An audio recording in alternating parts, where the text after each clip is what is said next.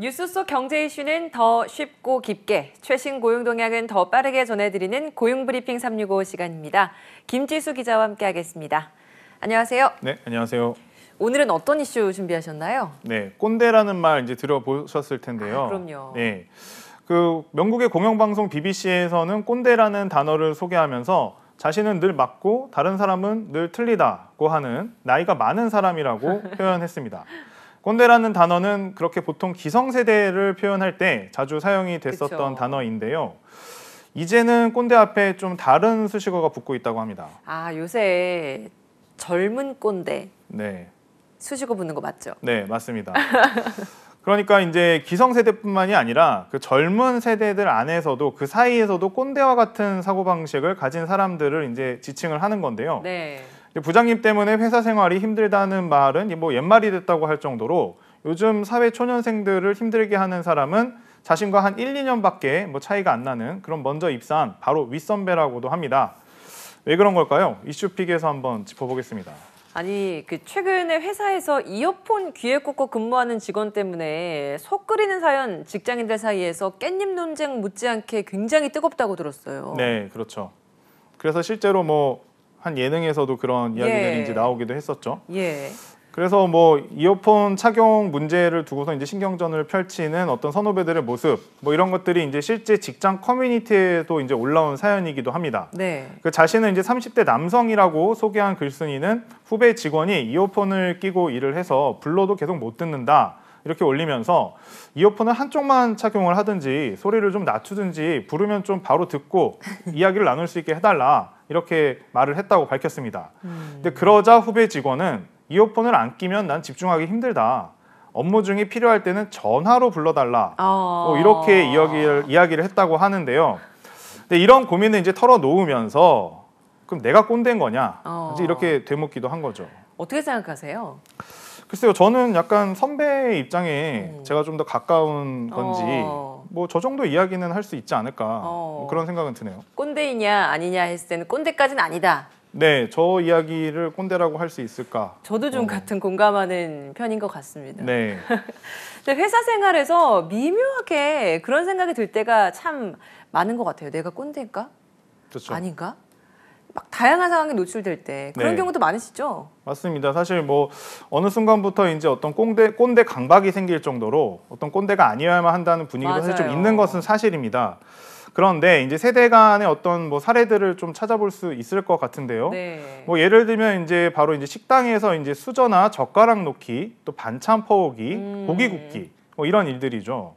회식 자리에서 고기를 굽지 않는 신입사원들이 좀 눈에 거슬렸다 이런 하소연의 글도 누리꾼들 사이에서 이제 좀 오간 적이 있고요.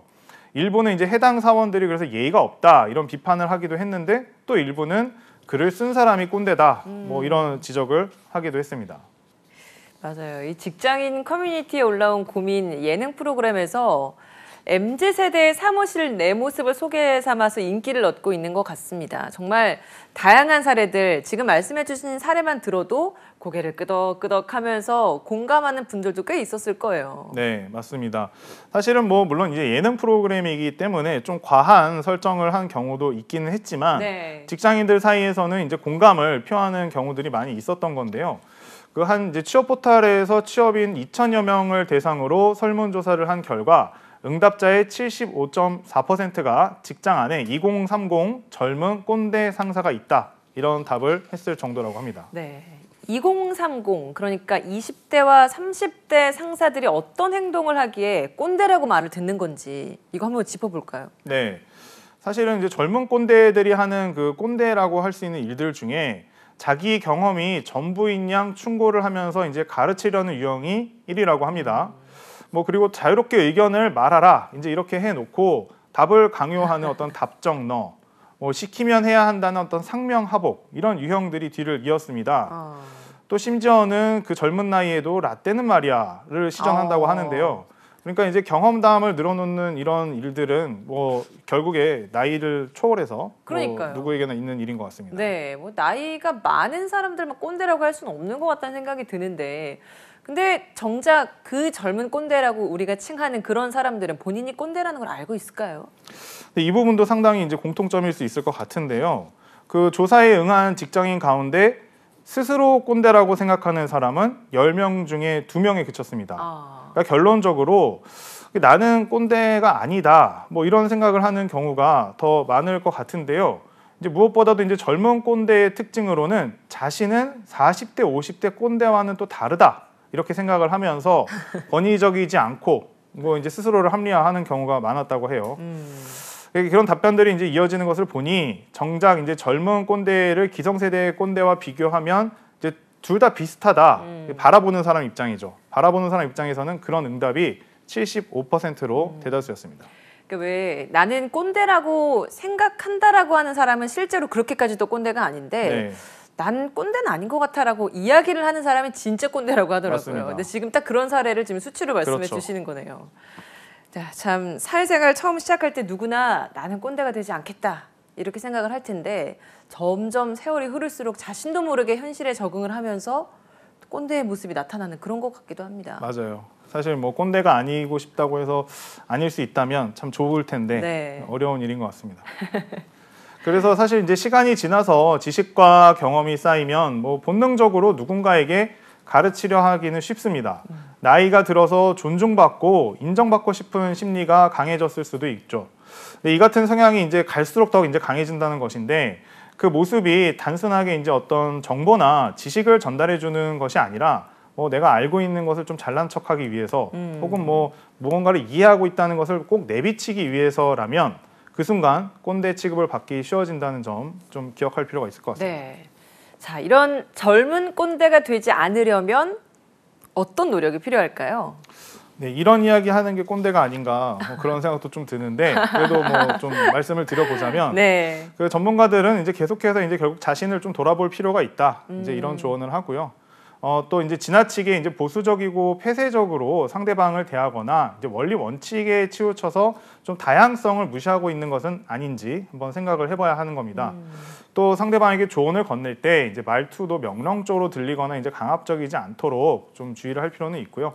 정말 도움이 되는 것인지 따져보는 것이 중요하겠죠. 받아들이는 상대방 역시 또 상대방이 또 나랑 마음에 맞지 않는다고 너무 쉽게 꼰대다 이렇게 규정짓고 있는 것은 아닐지 역시 생각을 해볼 필요가 있을 것 같습니다. 네, 좋습니다. 한컷 이슈도 보겠습니다. 오늘 한컷 이슈는 어떤 소식 준비하셨나요? 네, 이제 MZ 세대들의 어떤 현재를 알 수 있는 신조어를 좀 준비를 해봤습니다. 네. 네, 우선 그 직장 생활의 신조어로 그 고진감래라는 것이 있습니다. 고진감래, 고생 끝에 낙이 온다라는 의미라서 이거는 사실 굉장히 이전부터 많이 쓰던 건데 이게 MZ 세대 직장인들에게 어떻게 쓰인다는 거죠? 네, 이제 그 말을 이제 지금은 풀어서 이야기를 하면 네. 고용해 주셔서 진짜 감사한데 집에 갈래. 뭐 그런 뜻이라고 하네요. 고생 끝에 낙이 온다는 뜻이 아니라 네. 네. 자, MZ 세대와 관련된 신조어 또 다른 건 어떤 게 있나요? 네. 뭐 신조어는 아닐 수 있고 뭐 유행어일 수는 있을 것 같은데요. 그 예상치 못한 난관이 갑자기 닥쳐도 이를 좀 긍정적으로 보자고 하면서 네. 오히려 좋아 이렇게 외치는 경우도 있다고 합니다. 오. 그러니까 이제 상황은 우리가 예상한 대로 짐작한 대로 흘러가고 있지 않지만 뭐 전화 유혹이 됐다. 혹은 또 예상된 상황은 아니지만 이 위기 자체를 나의 어떤 뭐 장점과 혹은 상황과 좀 합리화시키는 그런 경우에 쓰이는 거라고 봐야죠. 자기에게 외치는 좀 주문 같은 거네요. 그렇죠. 오히려 좋아. 그렇게 생각하면서 극복해 나가는 것도 방법일 것 같습니다. 자, 다양한 세대의 등장, 좁혀지지 않는 세대 차이 어떻게 극복해 나가야 할까요? 중요한 건 세대 차이를 넘어서 세대 갈등이 생기지 않도록 서로 좀 더 진심 어린 소통이 필요하지 않을까 싶습니다. 오늘도 김지수 기자와 함께했습니다. 고맙습니다. 네, 감사합니다.